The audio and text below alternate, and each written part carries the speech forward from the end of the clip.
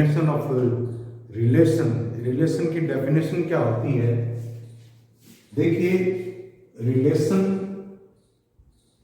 It means a family tie between two persons.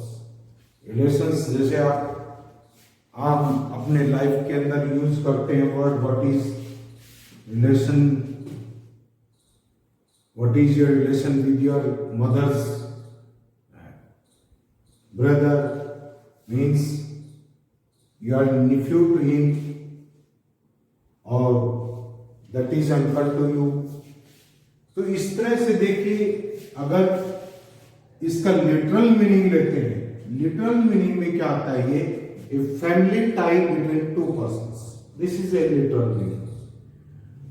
Like a set of children जिसका नाम Asha, Ram and Hari. These are three children, and B is the set of fathers, Subhash, Shyam, and Mahesh. Then the relation each child of. In this family is Asha is child of Subhash, Ram is child of Shyam, and Hari is child of Krishna। तो आपने लिख दिया, ये child of की जगह क्या लिख दिया आपने? आर लिख दिया। This is the relation is child of, ये इसको डिनोट कर रहा है। आप ऐसे लिख सकते हैं, R Asha is related to Subhash, means इस रिलेशन की बाउंड्री में इज चाइल्ड ऑफ में if Asha is daughter of Subhash means Asha is child of Subhash, तो आपने आर इज चाइल्ड ऑफ पूरा लिखने की बजाय आपने क्या लिख दिया यहां पर आर। तो इस तरह से आप लिख सकते हैं, जब फर्स्ट एलिमेंट है दूसरे के साथ रिलेटेड है तो रिलेशन को आपने डिफाइन कर दिया और बीच में आशा इज। दूसरा इसको कैसे लिख सकते हैं? ये एक रिलेशन है, आर एक रिलेशन है और इसके मेंबर क्या है? ऑर्डर्ड पेयर में है, आशा, सुभाष, राम, श्याम, हरि, हरि एंड हरि कृष्ण। तो आपने इस रिलेशन को एक ऑर्डर्ड पेयर में एक सेट बना करके लिखा। तो ये भी क्या है? आपका एक रिलेशन है। अब देखिए, अगर सेट ए था अपने पास Asha, Ram, Hari and B set था सुभाष, श्याम एंड महेश। इसका अगर आप कार्टेशियन प्रोडक्ट करते हैं, दोनों का कार्टेशियन प्रोडक्ट किया, अब शॉर्ट में लिख रहे हैं, आशा को पूरा नहीं लिख के ए लिख दिया, सुभाष को एस, श्याम को एस एक्स एंड महेश को एम से डिनोट कर दिया। तो देखिए, इसका कार्टेशियन प्रोडक्ट करेंगे, 3 एलिमेंट्स इसमें है, 3 एलिमेंट्स इसमें है, 9 एलिमेंट्स आएंगे, A S X, A M means Asha and Mahesh, Ram and this is Subhash, Ram and S S Shyam, Ram and Mahesh, Hari and Subhash, Hari and Shyam and Hari Mahesh. This is total Cartesian product of A by. और हमने ये रिलेशन देखा जिसमें एक एलिमेंट सेट ए का था, दूसरा एलिमेंट सेट बी का है, ये ऑर्डर्ड पेयर में आ गया। अब ये देखिए, सुभाष, आशा एंड सुभाष इसका भी मेंबर है, राम एंड श्याम, राम एंड श्याम इसका भी मेंबर है, Hari and Krishna, this is Hari and Krishna, नहीं लिखा मैं क्या, Hari Shyam Hari, this is Hari and Mahesh, this is not Krishna, this is Mahesh, this is Mahesh. तो आपने क्या ले लिया एम की जगह, sorry M Mahesh, this is H M. तो हरि एंड महेश इसका भी मीनिंग है। इसका मतलब कोई भी एक रिलेशन निकाला हमने, रिलेशन के सारे एलिमेंट ए बाई बी में आ। अब इससे डेफिनेशन एक्सट्रैक्ट करने से पहले एक मैथमेटिकल और एग्जांपल लेते हैं। देखिए, आप इस चीज को समझ गए होंगे। आपके पास ये क्या है, ये एक रिलेशन है, किनके दो मेंबर्स के बीच में रिलेशन है, आर से डिनोट किया है। इनके एलिमेंट्स को आपने ऐसे लिख दिया, ऑर्डर्ड पेयर का एक सेट बना। अब देखिए, अगर आपके पास A and B are the sets, elements of A. A has 3 elements and B has 2 elements. Then A by B is 1, 3, 1, 4, 2, 3, 2, 4, 3, 3, 3, 4. These are all elements of Cartesian product of A and B. अब अगर हम कोई relation लेते हैं, R1 relation लिया from A to B, A के elements का B के एलिमेंट्स के साथ रिलेशन लेते हैं, उन एलिमेंट्स को हम ऑर्डर्ड पेयर में लिखते हैं जिनके बीच रिलेशन होता है। तो R1 is the relation A, B such that A is less than B and A belongs to set A and B belongs to set B. तो R1 रिलेशन क्या आ गया आपके, R1 रिलेशन ये आपका कौन सी फॉर्म में है, सेट बिल्डर फॉर्म में लिखा हुआ है। इसको आप कार्टेशियन फॉर्म में कैसे लिखेंगे, 1, 3, 1 is less than 3, 1 is less than 4, 2 is less than 3 and 2 is less than 4, 3 is less than 4. These are the elements of R1. इसी तरह से अगर हम R2 रिलेशन को डिफाइन करें कि R2 के एलिमेंट्स A और B होंगे such that A is greater than B, A is greater than B, A belongs to set A and B belongs to set B. So कौन से elements आएंगे इसमें, one is not greater than any of the elements of B, 2 is also not greater than, 3 is also not greater than any of the elements of set B. So क्या आ गया, 5 आ गया।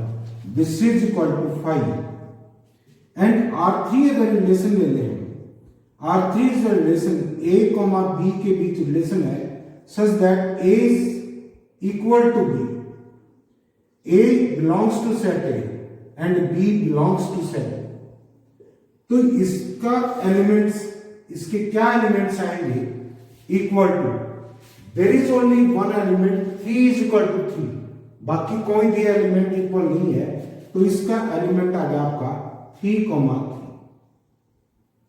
3, 3। अब ये देखिए, ये रिलेशन है लेस देन का रिलेशन है, दिस इज ग्रेटर देन का, दिस इज इक्वल टू का। इसी तरह आप और भी रिलेशन बना सकते हैं, like greater than equal to, less than equal to, is square of, is cube of, ऐसे रिलेशन बना सकते हैं। अब आते हैं जिसके ऊपर कि रिलेशन होंगे क्यों। तो देखिए पहले, ये जो रिलेशन R1 आया है, इसके जितने भी एलिमेंट्स हैं वो A बाई B में 1, 3 है, 1, 4 है, 2, 3 है, 2, 4, 3, 4 सारे एलिमेंट्स। रिलेशन 2 था, इसके पास एक भी एलिमेंट नहीं है, और जो नल सेट होता है वो किसी भी सेट का सबसेट होता है, तो R2 क्या है, आपका A बाई B का सबसेट है। इसी तरह से R3 के पास एक एलिमेंट है 3, 3 एंड 3, 3 A बाई B में भी है। इट मीन्स सारे के सारे रिलेशन जो भी हुआ वो क्या है, A बाई B का सबसेट है। तो अब डेफिनेशन देखिए, अब यहां पर देखिए, पहले वाला जो एग्जांपल लिया था उसमें भी A बाई B का ये कार्टेशियन प्रोडक्ट है, एंड ये रिलेशन था चाइल्ड ऑफ इसके सारे एलिमेंट्स इसमें है, तो ये रिलेशन आर भी क्या है, ए बाई बी का सबसेट है। तो ये कहता है कि let A and B any two elements, any two non empty sets, then any subset of A by B is called relation from A to B. कोई भी ए बाई बी का सबसेट होगा वो रिलेशन होगा, thus R is a relation from A to B if and only R is subset of A by B। इसका मतलब क्या होगा, इसका मतलब है कि अगर R रिलेशन है, if R is a relation,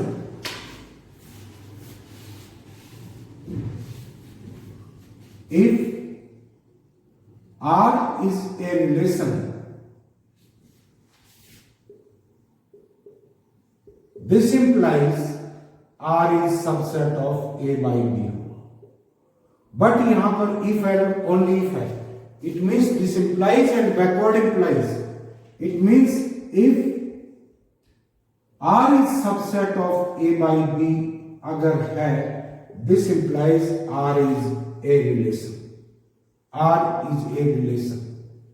अब हम आगे से क्या डेफिनेशन आ रही है अपने पास, आगे के लिए इस कौन सी डेफिनेशन का इस्तेमाल करेंगे कि अगर R कोई रिलेशन है, ए टू बी रिलेशन है, ए और बी दो नॉन एम्प्टी सेट्स हैं, तो वो रिलेशन ए बाई बी का सबसेट होगा। वो रिलेशन क्या होगा, ए बाई बी का सबसेट होगा। अब देखिए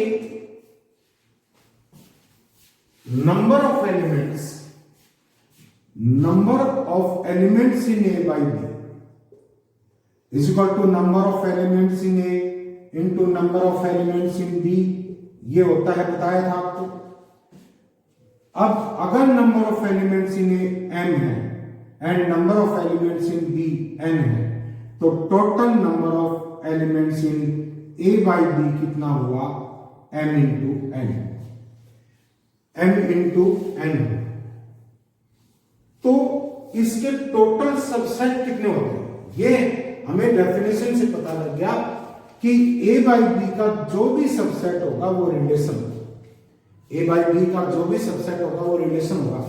तो ए बाई बी के सबसेट होंगे कितने, देखिए ए बाई बी एक सेट है और इस सेट में एन एलिमेंट्स हैं। हमें ये पता है नंबर ऑफ एलिमेंट्स किसी भी सेट में अगर एन है तो उसके पावर सेट में नंबर ऑफ एलिमेंट्स कितने होते हैं। पावर सेट क्या होता है, किसी भी सेट के सबसेट्स का सेट बना देते हैं, वो कितना होता है 2 raised to power n। तो number of subsets, number of subsets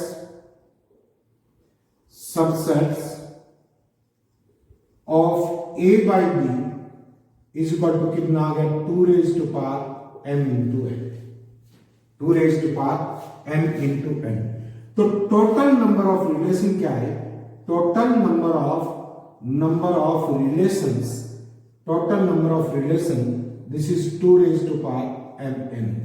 अब हमारे पास यहां number of elements in A is equal to कितना था 3, number of elements in B ये कितने थे 2।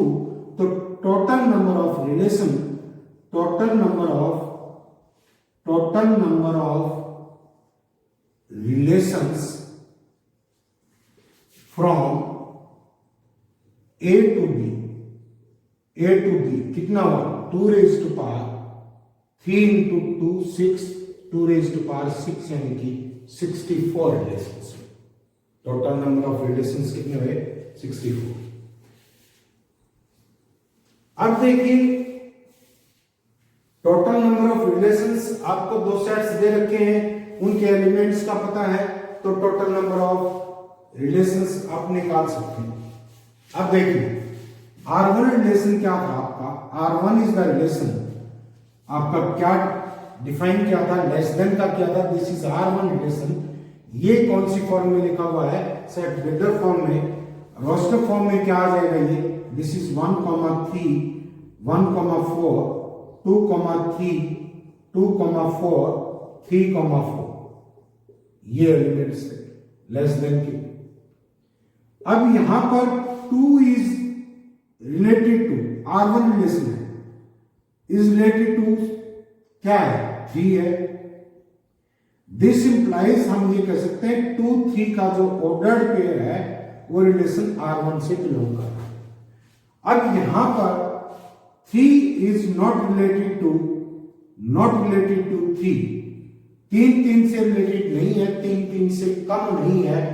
इसका मतलब हम क्या लिखेंगे, 3, does not belongs to R1 से बिलोंगिंग नहीं करता है।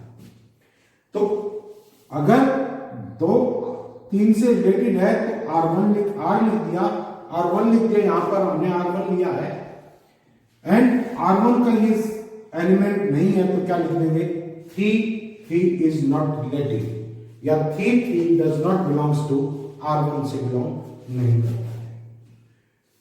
नेक्स्ट देखिए,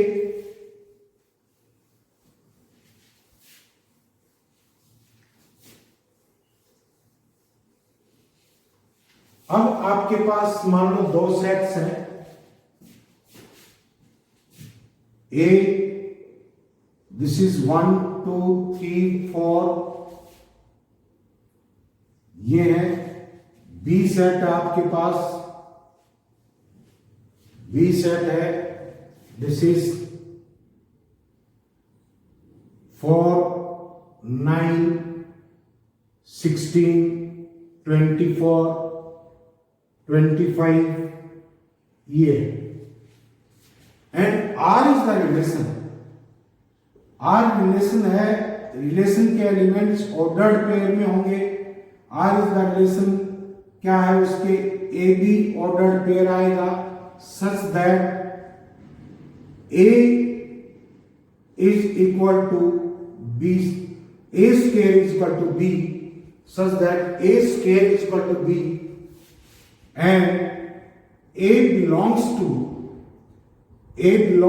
set A and B belongs to set B, ये। अब ये रिलेशन आप रोस्टर फॉर्म में लिखेंगे, क्या लिखेंगे, इसके एलिमेंट्स लिख दो, 1 A square is equal to B, 1 का स्क्वायर B के किसी एलिमेंट के इक्वल नहीं है, 2 का स्क्वायर B के 4 एलिमेंट के इक्वल है, तो 2 is related to 4 and 3 is related to 9 and 4 is related to 16, 4 is related to 16, बस यही आगा और एलिमेंट है नहीं इसमें। तो इसमें देखिए आप डायग्रामेटिकली इसको शो करेंगे, this is set A and this is set B, this is 1 2 3 4, ये था 4 9 16 24 25, means 2 is related to 4, 3 is related to 9, 4 is related to 16।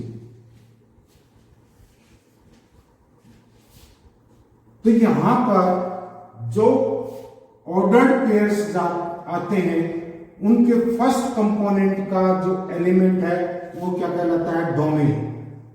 Domain क्या आ जाएगा, domain of R, domain of R is equal to क्या आएगा, this is 2 3 4 and codomain. Codomain क्या होता है, ए से B relation, codomain of R, codomain of R यानी कि 2 सेट्स के ऊपर आपने रिलेशन आर निकाला है ए से बी में, तो कोडोमेन में बी के सारे एलिमेंट आ जाएंगे, this is 4 9 16 24 and 25 and range of R क्या आ जाएगी, इस रिलेशन की रेंज क्या है, जिसमें जिन एलिमेंट्स के साथ ए के एलिमेंट्स का एसोसिएशन हुआ है वो क्या कहलाती है, range, this is 4 6 9 and 16, this is the range of the relation. तो डोमेन क्या होता है, ए के जिन एलिमेंट्स के साथ का एसोसिएशन हुआ है। कोडोमेन क्या होता है, ए टू बी रिलेशन, तो बी के सारे ही एलिमेंट यहां है set A and let A and B be the sets, any two non empty sets, and R is the relation from A to B. Then the domain of the relation R is set of all first component of the ordered pairs which belongs to R. R में जो ordered pair होंगे उनके first component का अगर हम एक set बना लें तो वो क्या कहलाएगा, डोमेन कहलाएगा उस रिलेशन का। And names of the relation R is the set of all second component of the ordered pairs which belong to R. Means कोई भी रिलेशन आया, कोई भी रिलेशन है A to B, A and B दो non empty sets हैं, तो R जो रिलेशन आएगा उसके एलिमेंट्स ऑर्डर्ड पेयर की फॉर्म में होंगे। एंड ऑर्डर्ड पेयर में जो फर्स्ट कंपोनेंट्स हैं अगर उनका हम एक सेट बना दें तो वो क्या कहलाएगा, डोमेन। एंड सेकंड कंपोनेंट का जो सेट बनाएंगे वो सेट क्या कहलाएगा, उस सेट का के रेंज कहलाएगा। अब आर कोई रिलेशन है A to B, then B के जितने भी एलिमेंट हैं, बी खुद कंप्लीट सेट क्या कहलाता है, कोडोमेन ऑफ आर कहलाता है। देखिए एग्जांपल से देखते हैं। ए ये सेट दे रखा 1, 8, 27, 64, 125 एंड बी के एलिमेंट है 1, 2, 3, 4, 5, 6 एंड आर इज द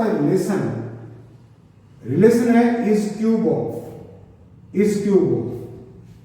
तो R is cube of from A to B है, रिलेशन है R is cube of. Means इसको हम सेट बिल्डर फॉर्म में लिखेंगे R इज इक्वल टू, इसके एलिमेंट्स क्या होंगे आपके, A और B एलिमेंट्स मान लें such that A is equal to B का क्यूब है, A is cube of B, where A belongs to set A and B belongs to set B। यही तो रिलेशन है। R क्या रिलेशन है, रिलेशन के एलिमेंट्स हमें हमेशा ऑर्डर्ड पेयर में होते हैं और ये Cartesian product A by B का सबसेट होता है। कार्टेशियन प्रोडक्ट के एलिमेंट्स भी ऑर्डर्ड पेयर में होते हैं, ये उसी का सबसेट है। इसके एलिमेंट भी किस में होंगे, ऑर्डर्ड पेयर में होंगे। तो A B ordered pair such that A is equal to B cube, A is cube of B and A belongs to first set and B belongs to the second set. तो इसको अगर हम roster form में लिखें, this is roster form में curly bracket के close करके comma को एलिमेंट्स को कॉमा से सेपरेट करते हैं। जैसे 1 किसका क्यूब है, 1 is cube of 1, 8 is cube of 2, 2 लिख दिया। And 27 is cube of 3, 64 is cube of 4, 125 is cube of 5, 6 किसी का क्यूब नहीं। तो यहां पर हमें फाइंड आउट करना था डोमेन। तो डोमेन क्या होता है, डोमेन ऑफ आर ये क्या बताया था, domain of R A to B, domain of the relation R is set of all first component of the ordered pair which belong to R. जो ऑर्डर्ड पेयर आर में है उन सभी के फर्स्ट कंपोनेंट का एक सेट बना दें। लाइक फर्स्ट कंपोनेंट इसका 1 है, इसका 8 है, 1, 8, 27, 64 and 125। This is the domain. Range देखें, रेंज ऑफ आर क्या आएगा, range set of the second component of ordered pairs which belong to R. तो ये क्या आ जाएगा आपके, आर के पास जितने भी ऑर्डर्ड पेयर्स हैं उनके सेकंड कंपोनेंट का सेट 1, 2, 3, 4, 5 ये। एंड कोडोमेन लेंगे, कोडोमेन क्या होता है, codomain A to B relation codomain of R, this is A to B relation निकालने हैं तो बी कंप्लीट सेट क्या कहलाता है आपका, कोडोमेन कहलाता है। दिस इज 1, 2, 3, 4, 5, 6 ये। तो इसका मतलब डोमेन होता है, domain is subset. A to B में रिलेशन निकालते हैं, डोमेन जो होता है domain of R is subset of A होता है, एंड रेंज ऑफ आर ये क्या होता है, रेंज ऑफ आर की रेंज क्या होगी, this is subset of B. Subset of B, B जो सेट है उसका सबसेट, उसके इक्वल भी हो सकती है। अगर यहां पर एलिमेंट क्या हो रहा जाता, दिस इज 216 आ जाता तो कंप्लीट रेंज हो जाती है बी के इक्वल। लेकिन अब कोडोमेन क्या है, कोडोमेन अलग है और रेंज अलग है। एंड कोडोमेन ऑफ आर स्वयं क्या कहलाता है आपका, बी सेट कहलाता है। इन चीजों को ध्यान रख सकते हैं। अब आते हैं सेट के ऊपर रिलेशन एंड रिलेशंस की टाइप क्या है। तो यहां पर एक चीज क्लियर होनी चाहिए कि सेट इसकी रिलेशन की डेफिनेशंस क्या है। ए टू बी में रिलेशन निकाल रहे हैं तो ए टू बी रिलेशंस क्या होता है, कोई भी अगर रिलेशन होगा that will be subset of A by B का सबसेट होगा, एंड इसके एलिमेंट्स किस फॉर्म में होंगे, ऑर्डर्ड पेयर की फॉर्म में होंगे। Relation from set A to B क्या था, relation from set A to B क्या था, this is equal to R and R was subset of A by B, subset A by B का subset था। अब है रिलेशन ऑन ए सेट, खुद set के ऊपर relation. Let A B any non empty set, then the relation R from the set A to set itself. Set itself A to B relation था तो वो relation किसका subset था, A by B का। अब ये A to itself रिलेशन है, then this will be subset of A by A. Is called a relation on a set. जैसे आपके पास a is equal to 1, 2, 3 क्या है आपके पास, ए सेट है, रिलेशन है आपके पास 1, 2, 1, 2, 1, 1, 3 ये है। अब a बाई ए निकालते हैं, a बाई ए क्या होगा, दिस इज 1, 1, 1, 2, 1, 3, 1, 3, 2, 1, 2, 2, 2, 3, 3, 1, 3, 2 एंड 3। ये a बाई ए आ गया। अब देखिए रिलेशन ये R है, R के सारे एलिमेंट किस में है, a बाई ए में प्रेजेंट है। तो R क्या होगा यहां पर, सबसेट ऑफ a बाई ए का होगा। तो खुद सेट इटसेल्फ के ऊपर रिलेशन है तो वो किसका होगा, a बाई ए का सबसेट होगा। This is relation on set ए। आप देखिए टाइप्स ऑफ रिलेशंस आती हैं, कितने टाइप के रिलेशंस हैं। अब यहां पर कंफ्यूज होने की बात नहीं है। एक तो आपको ये चीज क्लियर है कि रिलेशन के जो एलिमेंट्स आएंगे वो ऑर्डर्ड पेयर में आएंगे। ए टू बी रिलेशन है तो ए बाई ए का सबसेट होगा। अगर ए टू ए रिलेटेड है तो ए बाई ए का सबसेट होगा, ए टू बी है तो ए बाई बी का सबसेट होगा।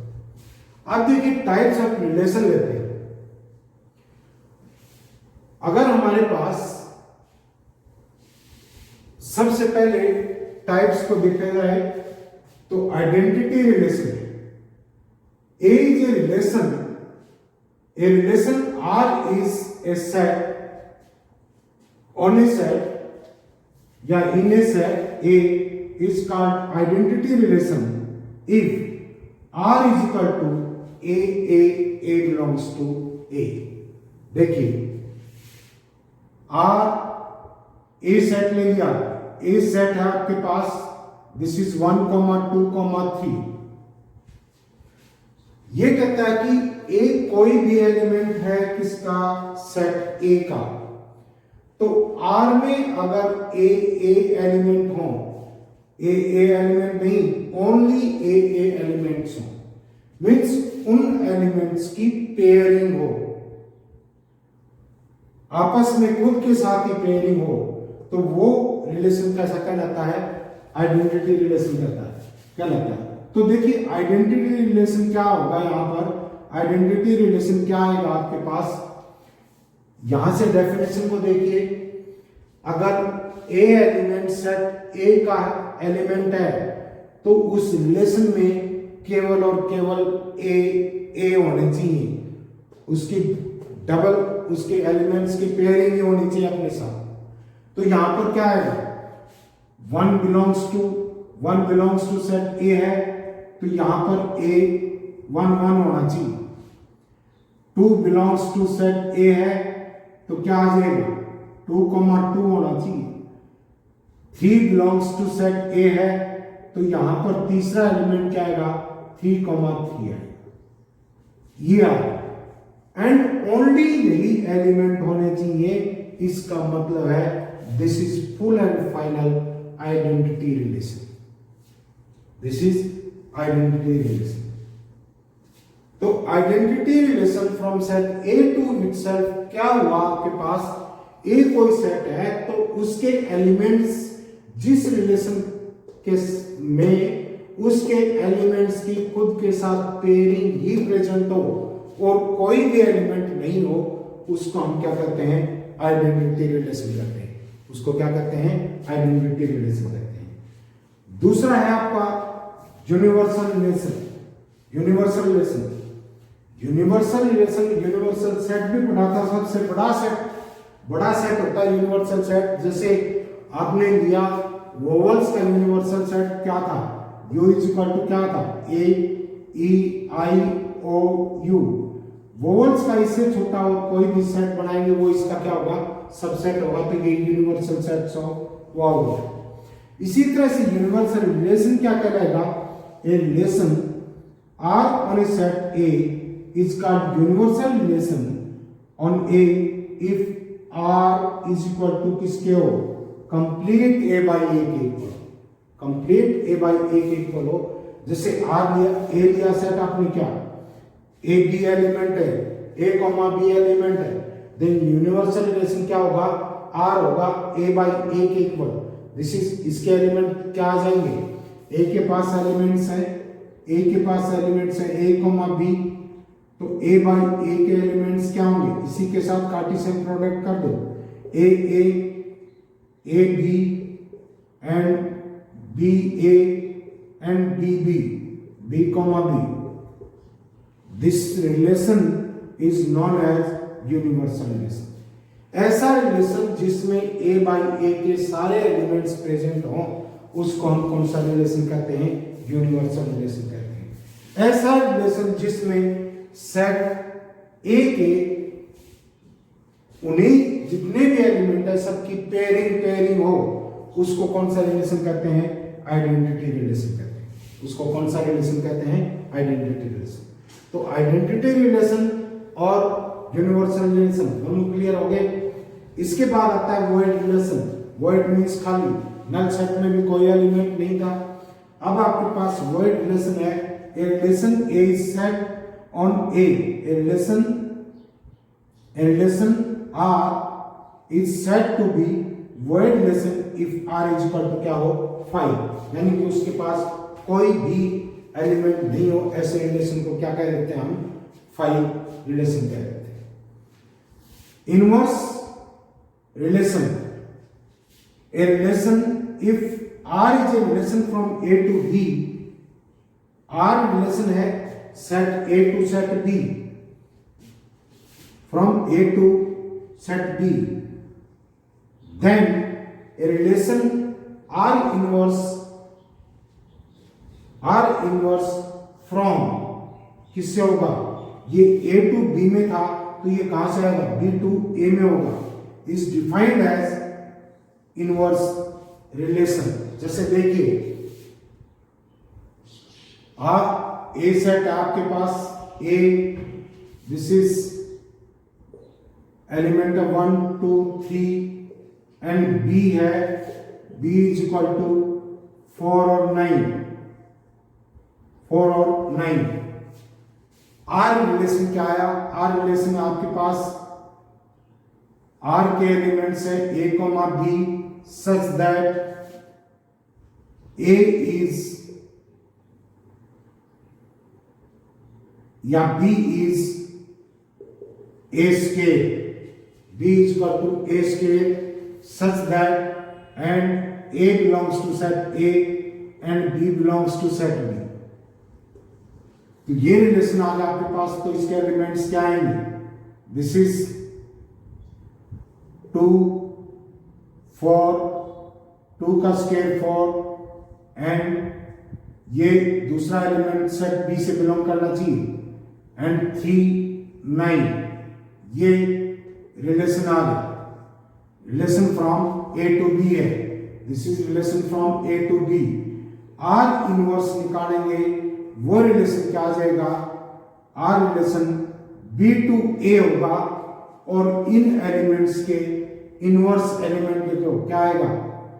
4 2 एंड 9 3, 4 2 एंड 9 3। तो यहां पर देखिए इस रिलेशन का डोमेन क्या था? Domain of R, this was 2 और 3 and domain of R inverse क्या हुआ? This is 4 9। इसकी रेंज क्या था? Range of R, this was 4 9 and इसकी रेंज क्या है? Range of R inverse, this is क्या हो गया? क्या 2 3। तो देखिए इनवर्स रिलेशन निकालते हैं तो डोमेन किस में चेंज हो जाएगा? आपका रेंज में, और रेंज किस में चेंज हो जाएगी? आपकी डोमेन में। तो आर अगर कोई रिलेशन है, R is the relation A B such that A belongs to set A and B belongs to set B. कोई रिलेशन दे रखा है तो आर इनवर्स रिलेशन क्या होगा? This is equal to B ए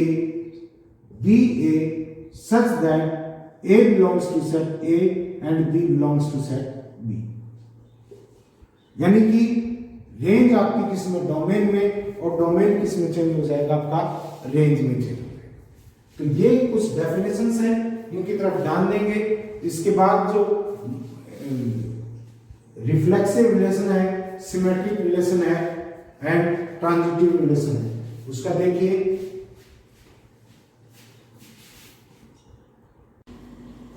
है रिफ्लेक्सिव रिलेशन। रिफ्लेक्सिव रिलेशन क्या होता है? हमने आइडेंटिटी फंक्शन पढ़ा था कि अगर ए कोई एलिमेंट है सेट ए का, देन कोई भी रिलेशन है उससे ए कॉमा ए बिलोंग करेंगे तो उस रिलेशन को आइडेंटिटी रिलेशन कहेंगे। अब रिफ्लेक्सिव रिलेशन, एंड यहां पर एक बात पे स्ट्रेस था कि only A belongs to R. केवल उस रिलेशन में एलिमेंट्स की पेयरिंग होगी। लेकिन यहां रिफ्लेक्सिव रिलेशन में कहता है a relation R on a set A is reflexive if A belongs to, या A is related to A for all A belongs to A। यहां पर only नहीं लगाया है, यहां पर only नहीं आया है, मीन्स सभी A belongs to set, जिस सेट पे रिलेशन लगा रहे हैं और उस रिलेशन में एलिमेंट्स उस सेट के एलिमेंट के पेयर जरूर आए, ऐसा रिलेशन रिफ्लेक्सिव रिलेशन का रहता है। जैसे ए सेट है आपके पास, ए इज इक्वल टू 1 2 3 है एंड आर रिलेशन है दिस इज 1 1 2 2 3 3। एक तो ये रिलेशन, एंड एक R1 रिलेशन ले लिया, ये आपका 1,1, 2,2, 3,3 एंड 1,1, ये रिलेशन। अब यहां इस केस में क्या है कि ए के जितने भी एलिमेंट थे सबकी पेयरिंग है बस इसमें, और कुछ नहीं है। तो इसका मतलब ये क्या है, this is identity relation, identity relation.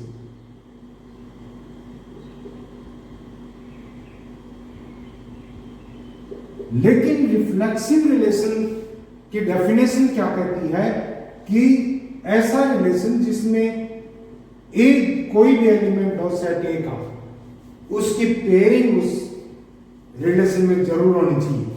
तो इसका मतलब ये क्या है, ये रिफ्लेक्सिव भी है, दिस इज रिफ्लेक्सिव रिलेशन। अब इसके पास आते हैं, आइडेंटिटी रिलेशन तो ये कहता है कि अगर एक कोई एलिमेंट है तो सिर्फ जिस रिलेशन से सिर्फ और सिर्फ उनकी पेयरिंग बिलोंग करेगी वो आइडेंटिटी रिलेशन होता है। लेकिन रिफ्लेक्सिव रिलेशन क्या कहता है कि भाई एक कोई भी एलिमेंट है तो मेरे पास उनकी पेयरिंग जरूर होनी चाहिए, बाकी वो कोई भी एलिमेंट हो सकता है। तो इसमें एक्स्ट्रा एलिमेंट है, बट ये रिफ्लेक्सिव तो है, क्योंकि रिफ्लेक्सिव की कंडीशन इसने क्वालिफाई करनी है सभी ए के लिए, सभी कोई भी एलिमेंट ले लिया, ए मींस इसका कोई भी एलिमेंट उसकी पेयरिंग से बिलोंग कर रही, एक्स्ट्रा भी एक एलिमेंट, तो इसका मतलब ये रिफ्लेक्सिव जरूर है। तो कोई भी रिलेशन आइडेंटिटी रिलेशन है तो वो रिफ्लेक्सिव भी है। लेकिन अगर वो रिफ्लेक्सिव है रिलेशन तो कोई जरूरी नहीं कि वो आइडेंटिटी। अगर हम यूं कहते भैया ये रिलेशन रिफ्लेक्सिव है तो ये आइडेंटिटी हो गया, लेकिन ये रिलेशन भी रिफ्लेक्सिव है बट ये आइडेंटिटी नहीं है। लेकिन ये आइडेंटिटी रिलेशन हमने बताया तो ये रिफ्लेक्सिव भी जरूर है, ठीक है ना। तो आइडेंटिटी रिलेशन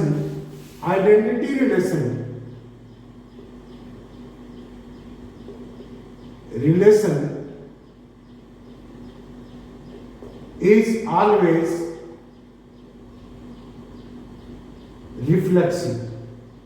रिफ्लेक्सिव होता है, बट नॉट वाइस वर्सा, इसका अपोजिट हमेशा ट्रू नहीं है। रिफ्लेक्सिव रिलेशन और आइडेंटिटी रिलेशन में डिस्टिंक्शन करनी सीखिए। आइडेंटिटी रिलेशन तो ये कहता है कि सेट ए के ऊपर मुझे लगाया गया है तो मेरे पास एलिमेंट्स सिर्फ वो होंगे जो ए के सभी एलिमेंट्स की पेयरिंग खुद के साथ।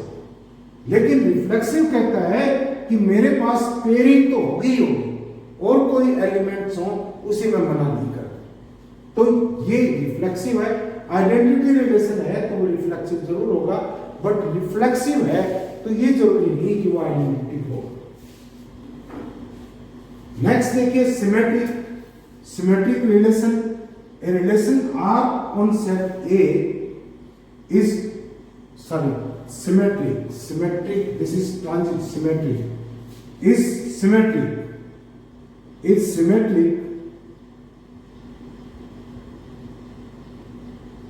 if A belongs to B implies B belongs to A। अगर हमारे पास कोई सेट है एंड वो सेट है अपने पास ए सेट ले लिया, दिस इज 1, 2, 3। आर रिलेशन है, आर इज रिलेशन 1, 1, 2, 2, 3, 3, 1, 2, 2, 3 and 3, 2।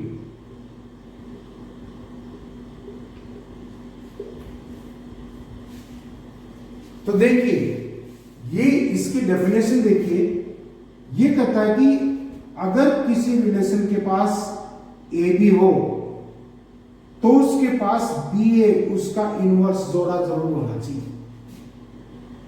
तो इस रिलेशन में देखिए ए के एलिमेंट्स 1 2 1 2 3 1 1 है, 2 2 है, 3 3 है, तो ये रिफ्लेक्सिव तो है पक्का, दिस इज रिफ्लेक्सिव। लेकिन हम इसका सिमेट्रिक रिलेशन है कि नहीं? सिमेट्रिक रिलेशन में कहता है कि ए भी हो तो उसका उल्टा पेयर जरूर होना चाहिए। हमारे पास यहां पर 1 2 है, बिलोंग्स टू आर, बट 2 1 नहीं, does not belongs to R. इसका मतलब नॉट सिमेट्रिक, नॉट सिमेट्रिक।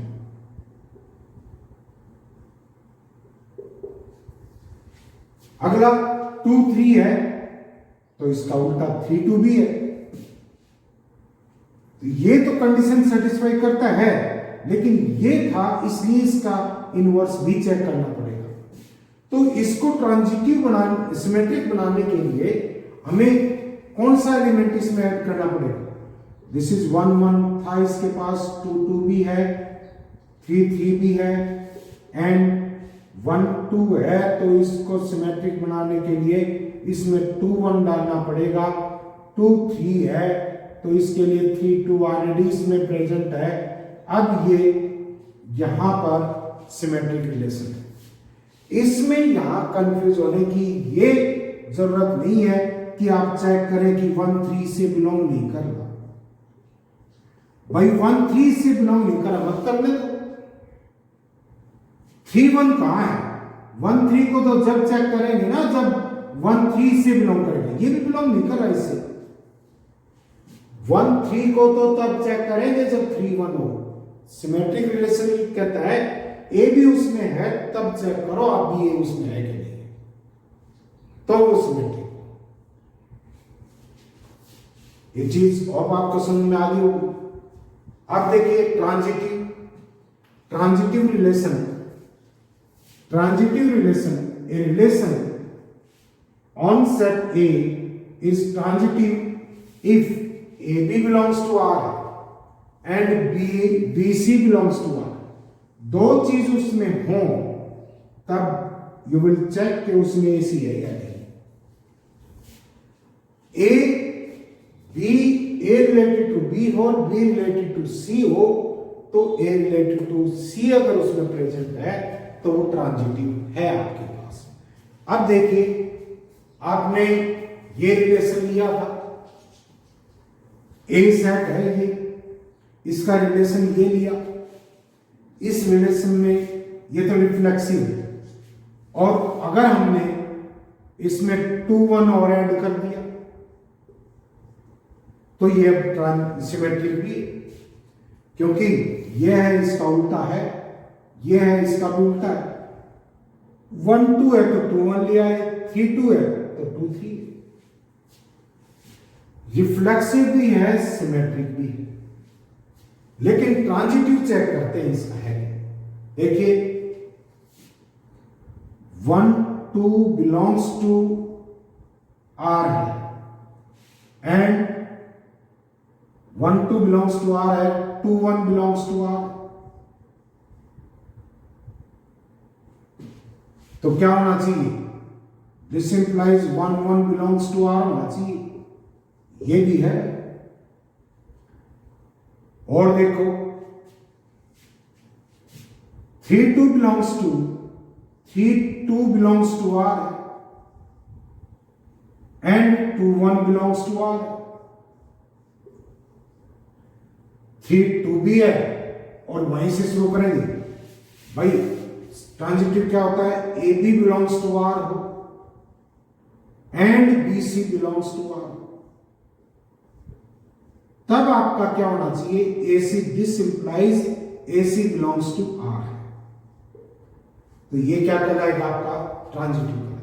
तो यहां पर 3 2 है, 2 1 है, बट फर्स्ट एंड लास्ट 3 1, देखो इसमें है क्या?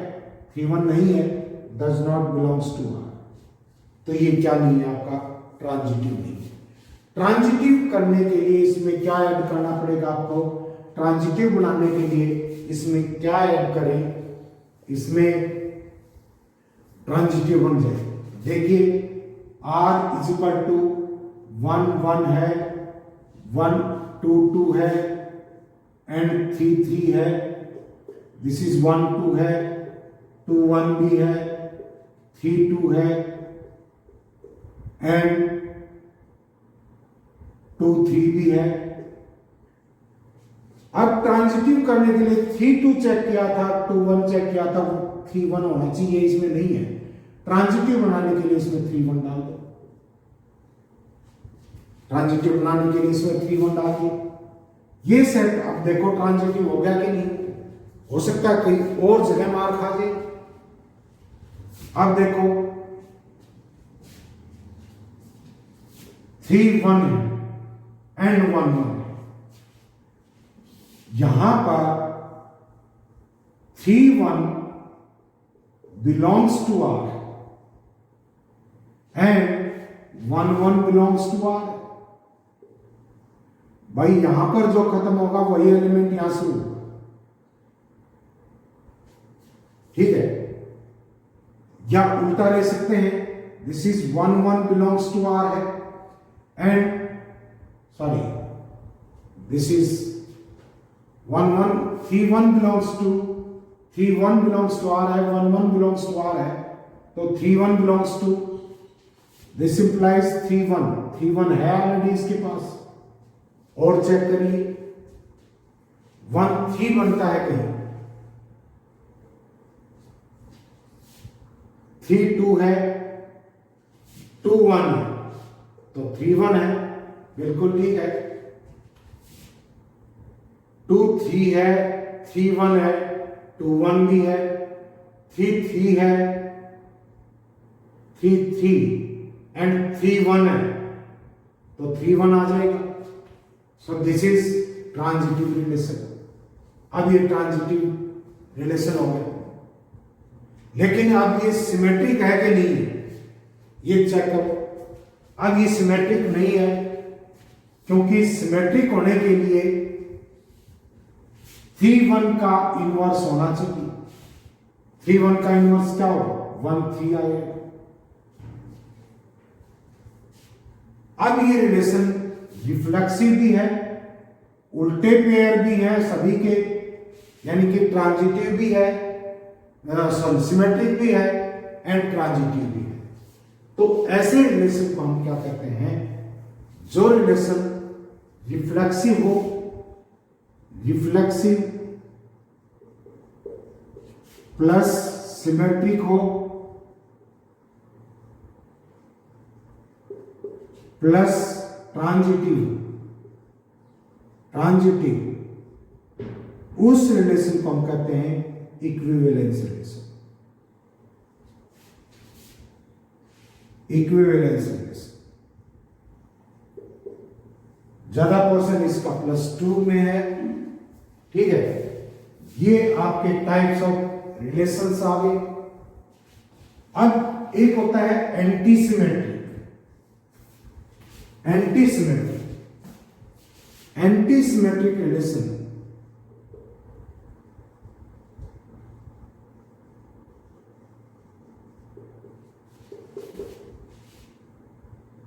a relation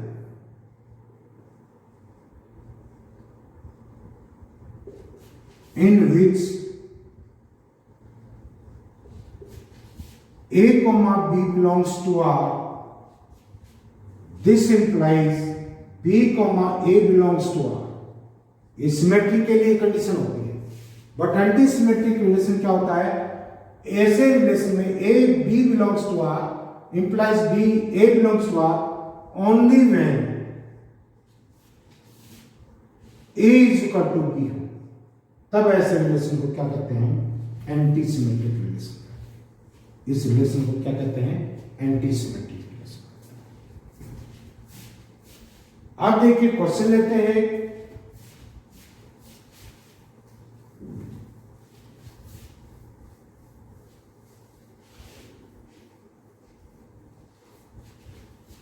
क्वेश्चन लीजिए, in a set of integers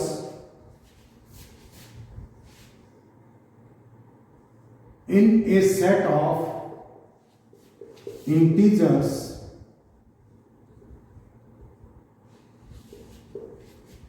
a relation R is defined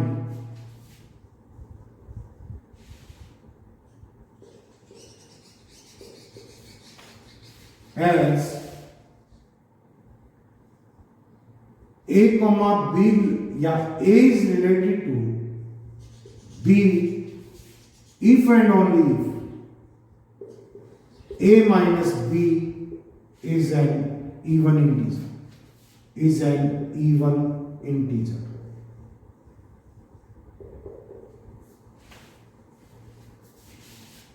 Number one, show that it is reflexive.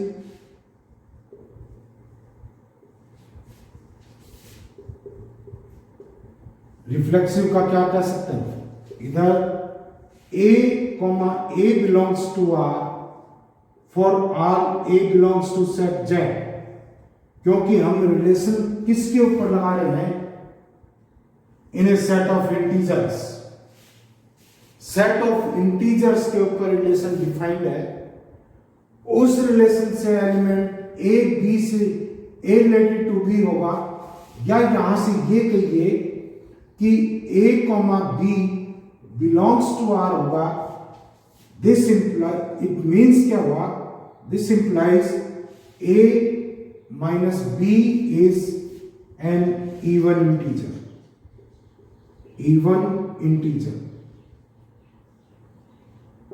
या only way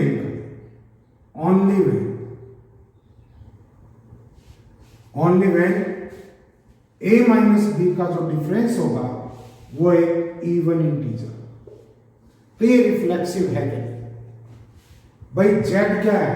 z is set of R integers. एक कोई भी element ले लिया z का, a मीन्स कोई भी एलिमेंट, जैसे 1 2 4 5 13 कुछ भी ले सकते हैं। अब a माइनस a कर लिया, this is zero and 0 2 divides 0। ये ऑब्लिक है, इसका मतलब 0 अपॉन में नहीं है। 2 डिवाइड्स 0, इसका मतलब 2 0 को डिवाइड करता है, और जिन नंबर्स को 2 डिवाइड करता है वो इवन इंटीजर कहलाते हैं। This implies 2 divides a minus a, 2 a minus a को डिवाइड करता है, 0 की जगह रख दिया हमने वैल्यू। किसी इंटीजर में से वही इंटीजर सब्ट्रैक्ट करेंगे तो क्या आएगा? 0। तो 2 divides 0, 2 divides a minus a। This implies a minus a is an even integer.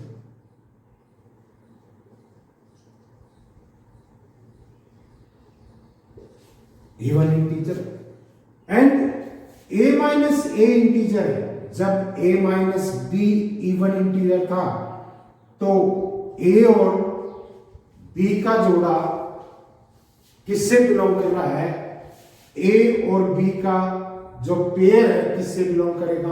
R से बिलोंग करेगा। A भी बिलोंग्स टू R है केवल तभी जब A minus B even integer हो। अब यहां पर A minus A even integer है। This implies A comma A belongs to R for R A belongs to Z। And ये डेफिनेशन किसकी है? This is of reflexive relation. ये definition किसकी है? Reflexive relation. तो इसका मतलब रिलेशन इज रिफ्लेक्सिव। अब इसका सिमेट्रिक देखते हैं, सिमेट्रिक है कि नहीं। देखिए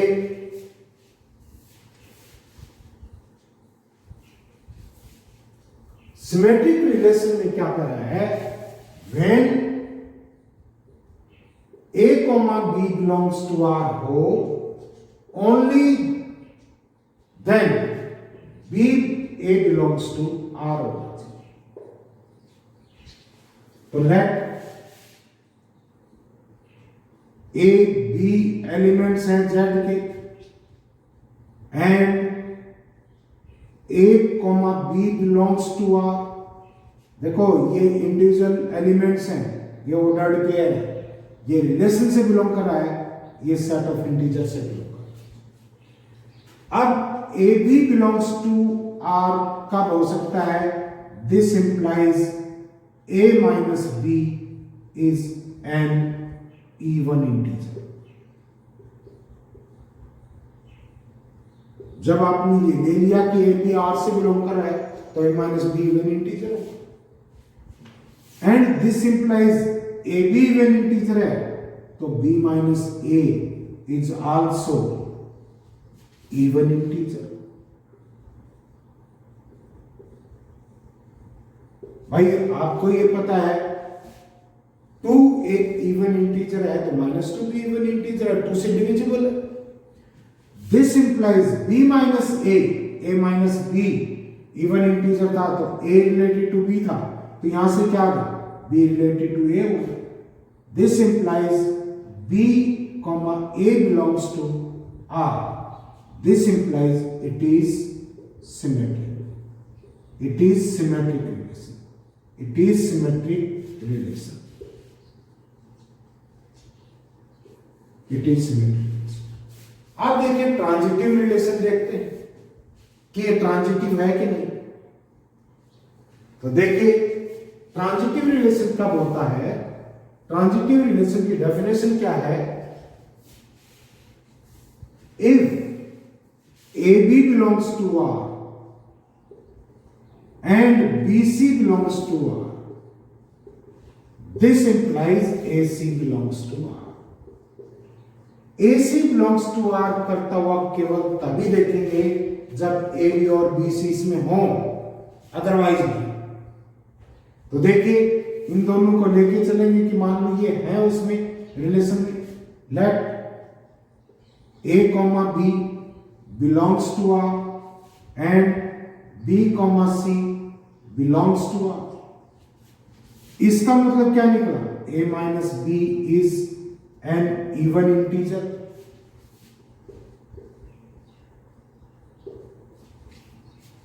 और इस इवन इंटीजर है तो 2 का मल्टीपल है। This implies a minus B is equal to 2 into k1 मान लो। a minus B even integer है तो 2 का मल्टीपल जरूर है, एंड b माइनस सी से बिलोंग कर रहा है। This implies b minus C is an even integer. तो इसका मतलब क्या हुआ? b माइनस सी को मान लो 2 इंटू k2, ये भी 2 का मल्टीपल होगा।